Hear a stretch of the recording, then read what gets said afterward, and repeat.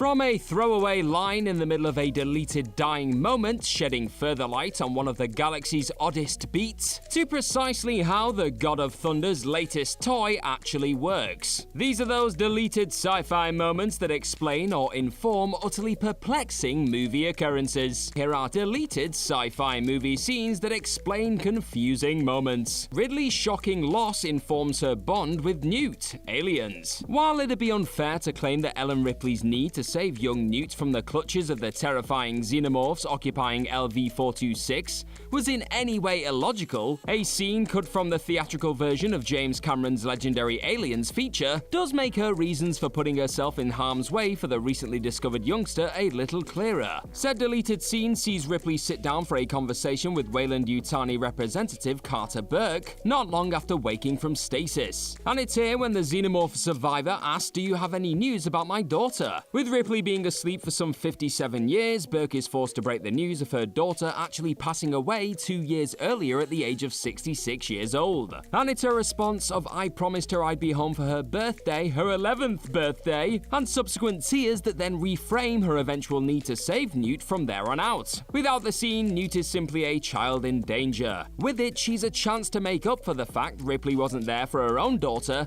due to her alien battles and stasis sacrifice in the first film. What's the deal with the Waitress, the Avengers? Though The Avengers is an excellent superhero film, there is a bit of, let's say, weirdness to its construction. It was no doubt a massive, near impossible feat to get the movie made at all, never mind have it be as good as it was. So it's unsurprising that a few odd creative choices or lingering questions remained in the finished cut. Of the many of these, one of the most unassuming yet persistent was just why so much focus was put on a random waitress during the Battle of New York. With so many people in the city in peril, why keep cutting back to her? Well, it turns out that this waitress, played by The Last of Us's Ashley Johnson, held more significance in the original script. In a deleted scene from much earlier in the movie, this waitress serves Steve at a coffee shop. They share a nice exchange, talk about Tony Stark, and Stan Lee himself then even tells Steve that he should have asked for her number.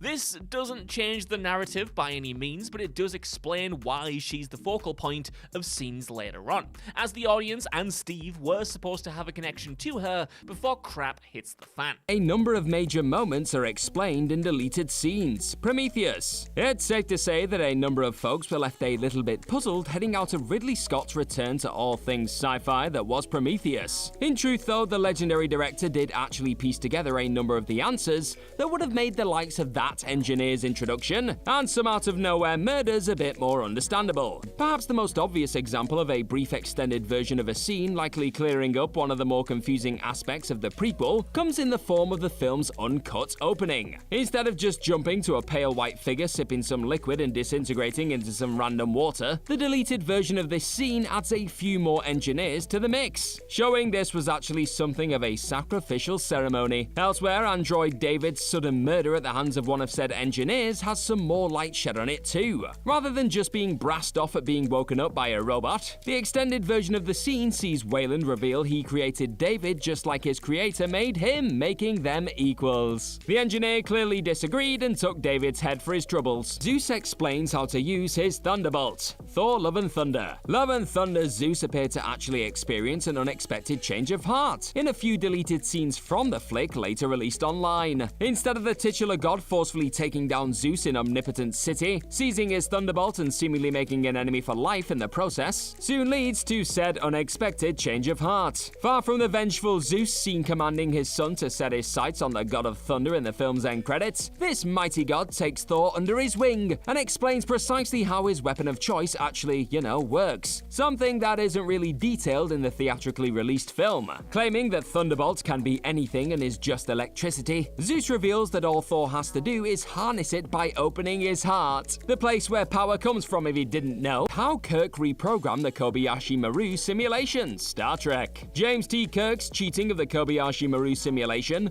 and the supposed no-win scenario in 2009 Star Trek reboot actually came with some additional deleted footage that added further background and clarity to a number of elements found in this early chapter of the eventual captain's story. The theatrical version of the space-aged reboot sees Kirk getting it on home with Orion Cadet Gala for a spell. But the extended deleted scene actually connects this steamy moment with said simulation cheating, with Kirk using Gala by telling her to open a love letter he's typed for her at precisely 3 o'clock. Sure enough, when his lover reaches her Kobayashi Maru simulator control room console and opens the letter at that moment in time, the email contains a computer virus that alters the program to the point of Kirk being able to beat the test. Not only does this actually show how Kirk was able to get the better of Spock's simulation, but it also adds some weight to a pissed off Gala's background glares throughout the court-martial scene in the theatrical version too. Why is old Biff in pain? Back to the Future Part 2. The sequel to the extraordinary Back to the Future might not be as influential or as well loved as its predecessor, but it's still a great watch with a compelling plot. In the movie, Marty's nemesis, Biff Tannen, travels back in time to give his younger self a copy of a sports almanac. Young Biff then uses his knowledge of upcoming sporting events to make huge amounts of money and completely take over Hill Valley. One scene from the movie that has always baffled fans, though, is when old Biff returns to the future. He is in a lot of pain, stumbling around and moaning as if something has happened to him, but we never see what or why. Well, in a deleted scene, it's revealed that Biff is actually feeling the effects of being written out of existence. His actions in the past alter the timeline, and this version of old Biff eventually fades out of existence, just like Marty almost did in the first film. So, as it turns out, old Biff's pain was self-inflicted. Now, is it horrible to watch a man in agony as he's erased from history? Well, yeah. But do we feel sorry for him? Well, absolutely not. Why Tembo really wanted to hunt the T-Rex, The Lost World Jurassic Park.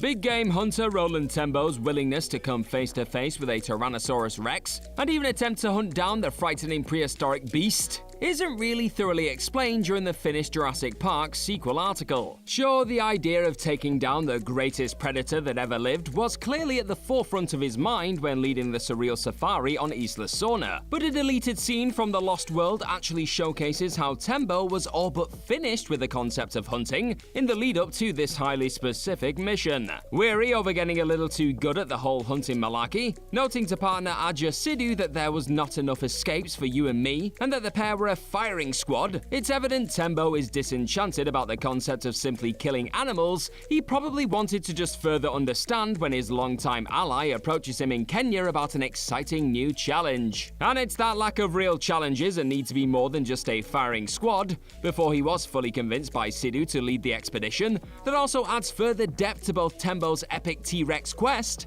and the impact the tragic loss of Aja in the field has on the highly skilled hunter in the end. The origin of To Infinity and Beyond, Lightyear. Buzz Lightyear's To Infinity and Beyond battle cry has become synonymous with the Space Ranger and Toy Story franchise as a whole. And as expected, the iconic phrase was let loose a few more times during the recent Lightyear spin-off. But oddly enough, the actual origin of the legendary line wasn't really touched upon during the Buzz-centric tale, as evidenced in a scene that was originally set to go down in the film's first act. Before Alicia Hawthorne was given more time to shine in said first act, her granddaughter Izzy was gifted a scene that would have involved her first coming face-to-face with Buzz. And it's during this back and forth that Izzy explains her brother can count to infinity, but she wants to go beyond that. Buzz soon responds by telling her she can't because it's mathematically impossible to go beyond infinity. And so, the moment a legendary phrase was officially born would have made its way into our galaxy, had it been left in the film, of course. How did the Guardians find Titan? Avengers Infinity War. Before it turned every single cinema goer into sobbing messes, 2018's Avengers Infinity War showed all of our favourite Marvel heroes coming together to take on Thanos. The first major crossover takes place when Iron Man, Spider-Man and Doctor Strange meet up with the Guardians of the Galaxy on Thanos' home planet of Titan. The three Earthbound heroes all got there by stowing away on a ship, but how did the Guardians know where Thanos was? Well, it turns out they have Nebula to thank for that. After their initial run-in with the big bad leads to Gamora being kidnapped, the Guardians are left dejected. They then receive word of where she's been taken after the adopted sister and fellow Thanos hater Nebula transmits her location via a secret message channel. The deleted scene, entitled The Guardians Get Their Groove Back, is full of the troops' trademark humor, and there's even a joke about Drax misunderstanding the phrase, "If it's yellow, let it mellow." That should have absolutely made it in the final cut of the movie. Although, considering that Infinity War had a runtime of 2 hours and 29 minutes, maybe it's best this was left on the cutting room floor. Bright reveals how certain deviants have hid under humans' noses. Eternals. While it is noted during Chloe Zhao's Out of This World super feature how both the Eternals and their deviant mortal enemies had been battling it out on the planet for thousands of years, one question still went unanswered throughout the big screen tale. How did humans never spot any real trace of the latter predators on the planet before their supposed extinction? Well, according to a brief small talk deleted exchange from the flick, said evidence may just have been sitting under the human race's nose all along. As Sprite recalls her and the Eternals past to a Dane Whitman she's fairly confident won't believe a word she's spouting in a museum, she reveals that what he believes to be a Smilodon skeleton is actually a deviant. With the apex predators being known to take a similar form of whatever they kill thanks to their advanced evolution capabilities, it's not too difficult to imagine a deviant killing off one of these saber-toothed tigers many moons ago, and then taking on a skeletal form that resembled its prey. It likely explains why humans never really stumbled upon the fierce race too, with many a deviant skeleton probably looking too much like another recorded species for them to assume it was something different. Why is the T-800 more human? Terminator 2 Judgment Day. For the follow-up to his haunting 1984 movie The Terminator, James Cameron brilliantly decided to switch up the formula and have the villainous robot from the first movie join the good guys. As we all know now, Arnold Schwarzenegger returns as the T-800, a futuristic killing machine reprogrammed by the Resistance to protect a young John Connor. The machine and the young boy form a strong bond over the course of the film, leading to the movie's emotional climax. But wait a second, how did Arnie go from being a ruthless murderer to cracking one-liners? We know he was reprogrammed, yes, but surely he wasn't reprogrammed to learn the phrase "Hasta la vista, baby." Well, in a scene missing from the original release of Terminator 2, we see John's mother Sarah doing some more tinkering with the T-800. After originally going to smash the machine's CPU, she instead disarms the software that prevents it from learning human behavior.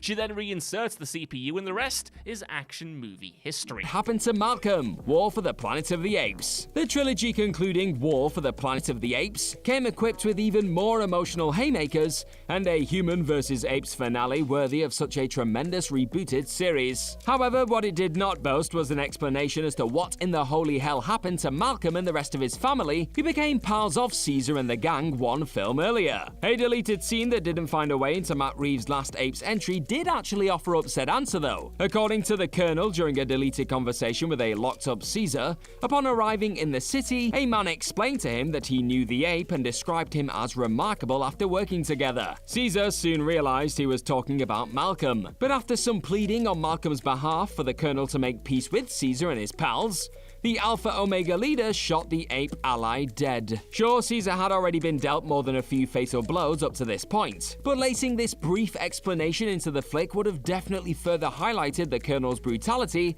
and at least tied up one frustrating loose end from the franchise too.